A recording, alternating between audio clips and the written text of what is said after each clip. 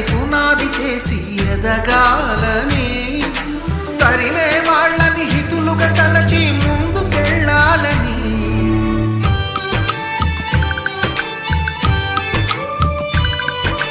కన్నుల నీటిని కలల సాగుకై వాడుకోవాలని, కాచే నిప్పుని ప్రమిదగా మలచి కాంతి పంచాలని.